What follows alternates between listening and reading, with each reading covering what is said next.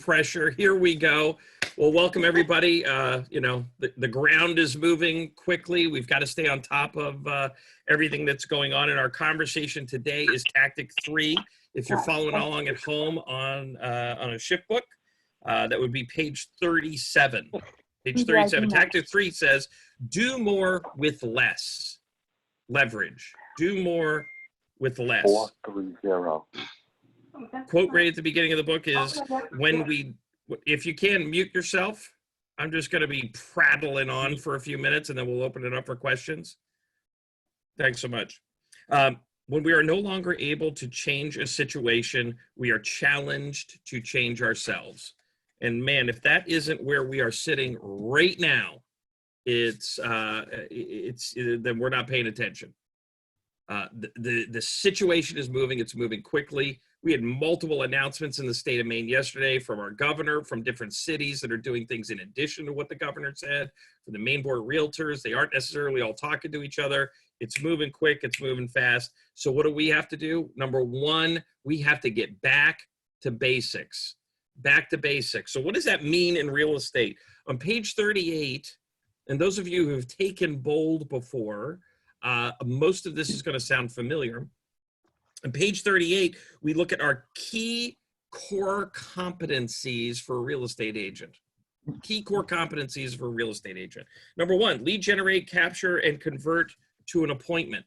So do we still need to be in the lead generation business? If you think so, raise your hand. I should see more hands. There we go. Thank you. Yep. Yep. You don't have to use Perel now, right? You're still good. You're still good. So yes, we have to lead generate. We still have to capture. And I would argue we have to maybe make an adjustment as to what we consider an appointment. I had a great conversation with one of my coaching clients today. And I think it's really important that we actually still set an appointment. And I would use a format or a tool like this: WhatsApp, WeChat, Google Hangout, FaceTime, Zoom, any one of those visual services that we could use to meet virtually face-to-face. And here's why. So much of our conversation, I would argue, initially as we're reading out to people, really needs to be just the "how are you" script, right? Come from your heart. There is no script. We're just checking in on them because we care about them. They're people we know. They're people that we love. And these are challenging times. So that's our script. As it morphs into them having a need or a desire to have a more robust real estate conversation, I think it's really important to recognize that and set that conversation aside from the just "how are you" conversation. We don't want to come across as pushy salespeople at any time, and especially at this time. So how do we do that? We recognize, and Matt Swerk, if you want to come off of mute for a second, I'm going to pick on you because I see you there. Hey, what's up, Brad? Good morning, Matt. How are you? I'm fantastic. How are you? Great. So you're somebody in my database, and I'm just going to ask how you are. And if you would, just open up that door for me to have a more robust real estate conversation. So Matt, just calling today, just wanted to check on you and Yun and see how you guys are doing. What's going on, man? We're doing pretty good, Brad. Our business is a little shaky, and Sure, yeah. Challenges with the family. So yeah, we're hanging in there. How are you guys doing? We're doing all right. Yeah, we've got a lot of moving stuff happening in the real estate world. So, we're adjusting every day in terms of what we can do. How are you guys doing? I know you guys have a lot of flip properties and hold properties. You guys getting rents paid? What's going on there?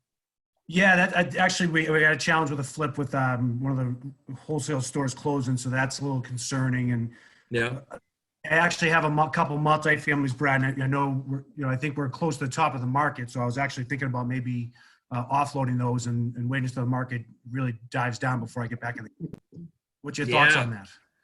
Well, you know what? Let's do this because I think it's an important conversation to have right now, and I'm sure I will want to be a resource for you. Have you ever used Zoom or Google Hangout? Yes, I have. Okay, great. What I'd love to do is let's set up a time to have that conversation. I'll send you a link to a Zoom meeting, maybe tomorrow morning or tomorrow afternoon, whichever works better, and we can dive into that. How's that sound? Okay, back up. No, I've never used that before. Is it difficult? No, it's super easy. In fact, what I'm going to do is I'm going to send you a link to it. We can do something tomorrow morning or tomorrow afternoon. And if you want, I'll call you at the time we're going to do the Zoom. And I can be on the phone with you as you're setting it up on your computer. And that way I can kind of help walk you through. Does that sound like a plan? That sounds great. Thank you. Awesome. So we'll talk shop then, if you don't mind. And how are your kids doing with the homeschooling? I'm going to go back into the I care about you conversation, and I'm going to let that piece play out. Now I can put my real estate hat on tomorrow and really be there as a valued partner with him in his real estate business. Is this making sense? I see some nodding. Yes, thank you. Okay. So to me, I think it's important to still book an appointment and have that appointment be virtual. I would stress that. Number 2 in our core key competencies, present buyers and sellers and get agreement. I would argue we can do entirely all of that virtually. There's no reason we can't have a virtual face-to-face meeting, do all of the paperwork electronically sign, and get into business with people that need our services now or in the very near future. Number 3, show buyers and market sellers. Well, I think the marketing of the sellers, I think we can do absolutely virtually as well. I think the showing of buyers, because we got 6 states here represented, I think it depends a little bit about what's going on in your state. What I've stressed with our agents in Portland, Maine is if you do have the capacity to show houses right now, it absolutely should feel totally different. That showing should feel kind of weird and medical right now. Sellers sitting in their car. I show up early as the agent. Maybe I've got gloves on, maybe even a mask. I might go through, open the whole house. My clients show up. I'm not hugging them. I'm not touching them. I've got real distance between us and them. We are not doing this showing unless I've had the conversation about if this house works for you, are we ready to buy it today? If they aren't ready to buy it today, there is no reason to show the house. P.S. There's no reason to ever show the frickin' house if they're not ready to buy today. Some of us are stuck in this world of real estate, and that is not the business we're in. We shouldn't be showing houses to people unless they're ready to buy. So now's a great time to make sure that we're super diligent on the pre-qualification part of that conversation. Then I'm probably going to have the buyers walk through the house. I'm going to ask them to touch nothing. I'm going to stay at least 6 feet away from them. And then I'll probably go through, do a wipe down with some sort of antiseptic type wiping, and then be able to get out of the house, let the seller back into their home, that kind of thing. It's going to feel weird. It's going to feel different. And I would argue if we're following the spirit of what we're supposed to be doing right now, it should. It should not feel like, hey, how are you? Yeah, it's good to see you. Hug it out. None of that crap, right? For some of us, we happen to like that place, not hugging. Okay, here we go. Write and negotiate contracts, totally virtual. Writing and negotiating our contracts is a totally virtual thing. That's absolutely something we can do right now. Know about it. If you're not talking, if you would mute, that'd be great. Coordinate the sale of the closing. Now, I think this is where we've got to maybe look for some different things to be aware of. Inspections, depending on how that's being done in your state right now. For most states that I'm in conversation with, we're still able to do inspections, but it's an inspector going through that house on their own. The client is not there. The seller is not there. If you're there to open the door and sit in your car. You're not hanging around. We got to make sure that the seller's okay with that. The seller's agent's okay with that. Your clients are okay with that. And then we probably do a wrap up call after the fact where the inspector, you, and your client are on the phone having a conversation, ideally doing it in like a Zoom format, so we can go over that report and talk about any concerns that they have. Appraisals. We're seeing some movement on the appraisal side right now. They're starting to open up and have more kind of drive-by appraisals where they're taking photographs of the 4 sides of the property, the street, but not necessarily going in. Just had a great interview with one of our top appraisers in the state of Maine yesterday. And what he said and really stressed is you, the Keller Williams agent, really can be a support for the appraiser right now.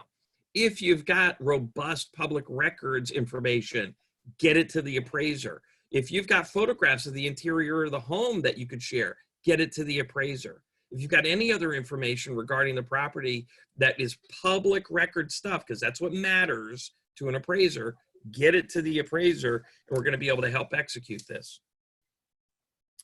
And then lastly, and this is a key piece for you all, is we've got to manage the money. And that's the sixth core competency, right? We've got to make sure that your personal budget and your business budget are in alignment with the kind of revenue you think you're going to have coming in over the next handful of months. You know, one of my friends that I worked with in real estate a long time ago said, you know, we've got to learn how to water down the soup. Okay, we got to do more with less. And for a lot of us, we just got to get good at that right now. Here's the number one clarifying question that I would encourage you to ask on the personal front and on the business front before you one-click order, pull out a credit card, or pull cash out of your wallet. Here's the question. Can I get by in the next 30 days without this purchase? Can I get by for the next 30 days without this purchase? If the answer is yes, do not make the purchase. Don't do it right now. You don't need to. You should be sitting on cash right now to the best of your ability. You should not be going into further debt right now to the best of your ability, mainly because we don't know how long this is going to last, right? We don't know if this is a next 30 days thing or a next 3-month thing or even a potentially longer than that thing. So be very conservative with your spending right now. And for most of you, that means on the personal front and on the business front, okay? On we blindly stumble. Here we go. Let's talk about hiring. I actually put something out on Facebook today. For those of you who have people who work for you, you're a team environment. This is an all hands on deck time. All hands on deck, okay? So if you do have a team, you need to understand, your team needs to understand that everything that we've talked to up until today is to some extent out the window. I would argue if you have a team right now and you're familiar with the leverage series and how we go about hiring and training people, everybody should have a new 30, 60, 90. Everybody's business and role within that business is potentially changing right now. You know, our director of technology up at the Portland Market Center, Tiffany, you know, she's a productivity coach. She runs our technology. And guess what her full-time job is right now? Running Zoom calls. We have 2 accounts that she is running, and they start at around 6:30, 7 o'clock in the morning, and sometimes aren't ending. We did one last night that didn't wrap up until 8:30 at night. She is running multiple Zoom calls all of that time. Okay, so where the hell is that in her job description? It isn't. It isn't. You may find, if you have a team right now, that maybe there are people on your team that aren't willing to be all in, that aren't willing to be flexible, that are pushing back going, hey, that's not my job. I will tell you, in a moment like this, that is a screaming indication of somebody that we cannot afford to be in business with right now, as harsh as that is to say, okay? The only way we move through this time and thrive on the other side of it is we must have a level of flexibility, and we have to have an all-in commitment, and that's everybody on the team. Now, for those of you that don't have a team as we would formally think about it, you do have a team, and the team that you have are your vendors, your partners. The same kind of thing goes for that building inspector, that photographer, the stager. How are we finding ways right now to continue to do business, continue to function? It could be your plumber, it could be your electrician, okay? We've got to make sure that we're in this together with them, and you may find that you have to find a few different vendors, okay?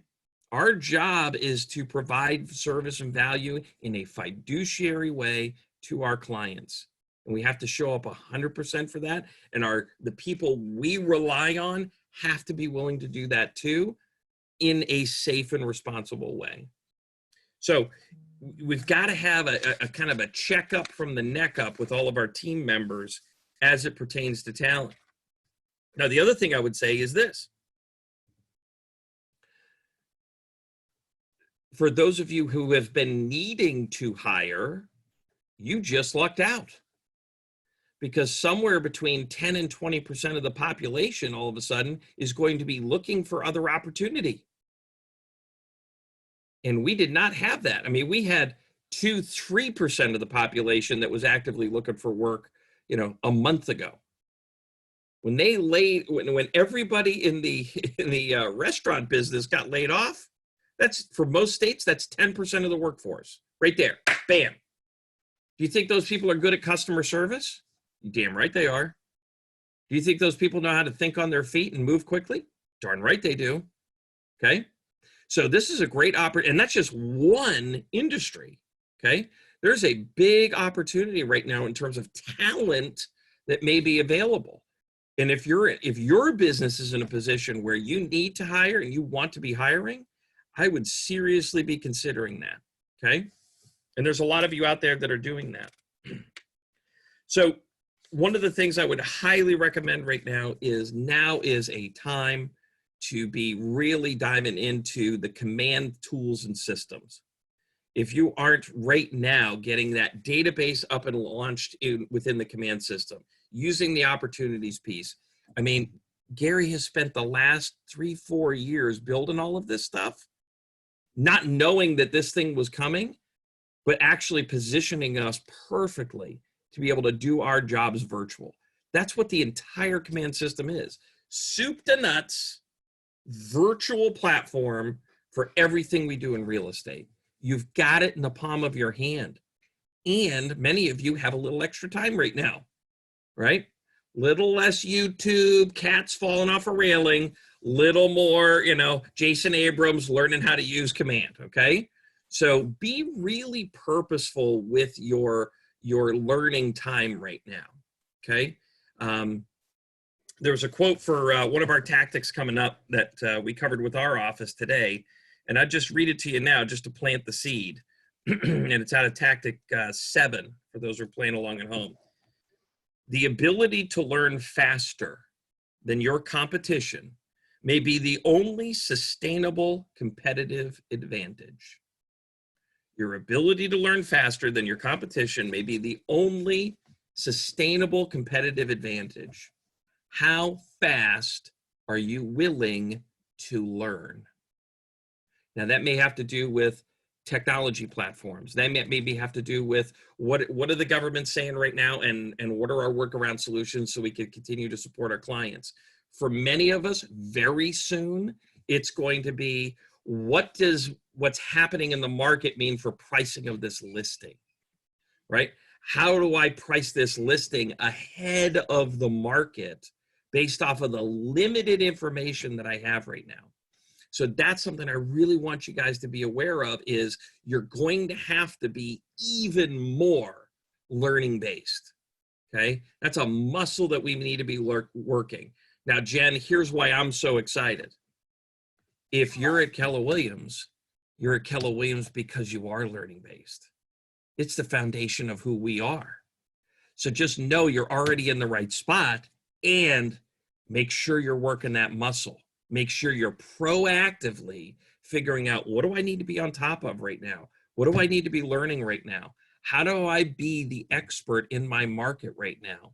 So that when clients do have questions, when people are looking for deals because they smell opportunity, I'm the person there ready to serve them, and I know what I'm talking about. So I want to open it up for some questions, some dialogue here as we have a few more minutes. Lay it on me, gang. What do we got? Unmute if you've got a question. Jen, if you've seen any questions, scroll by, hit me with them. I haven't yet, but I did want to add just a little bit to what you said, because it's wonderful stuff, and I hope everybody is taking notes. If not, we are recording it, so we will be posting this session. One of the things you talked about was leverage. Zoom is one of your biggest assets or leverage pieces right now. So I want to commend everybody on the Zoom. We have about 140 people on the Zoom. If you said you were lucky a week ago, how are you doing today? Right. You're a techie person. So keep learning technology, keep learning Zoom, and use it as a huge leverage for your business. So thank you for adding that. See, do we have any other questions that anybody wants to mastermind? That's what this is, right? We have 10 minutes, a little less than 10 minutes to mastermind up. Hi, this is Karen Wanshoff. I'm in New Hampshire, and I do have a license in California as well. And I did see someone in California. I read that they are not saying, they're saying real estate agents are not essential. Is that correct? That is a state by state basis. So, you know, Maine came out with professional services are essential. We are a professional service. And so every state is a little bit different. They also said that, yes, you're essential, but we want your place of business closed. And we don't want you meeting with people in large groups. And we want you to maintain social distancing. So I think it depends on exactly how your state is doing it right now. I will say in Maine, we also have 3 cities that have their own guidelines that they've put out. So, and some of those are more strict than what the state itself has said. So I can't give you a blanket we are or we aren't. There are aspects of what we do that the federal government would say is essential because it's tied to lending, and lending is considered essential.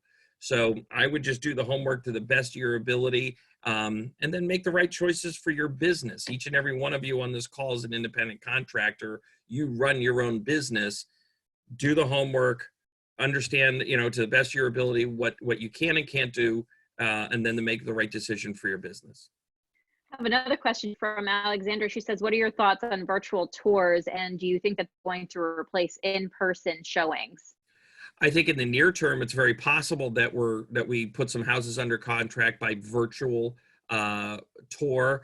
I would say we've always had a percentage of the market that was willing to buy without walking into a property, and it's always been a very small percentage of the market. I think that that percentage is probably going to increase. I think the vast majority of people are not going to feel comfortable in the near term buying real estate without having been there and been able to kind of touch it, smell it, feel it, get a sense of the space, that kind of a thing.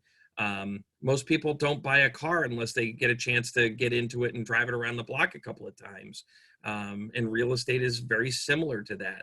We could do a lot of the homework on it without actually entering the property. But at some point, most buyers, especially on the residential side, are going to feel like they got to walk through it still. So I have Lisa asking, what is the best virtual tour technique? And my video is just not broad or professional. So I know that there's a couple people on here. Frank from Rhode Island, you do Matterport yourself.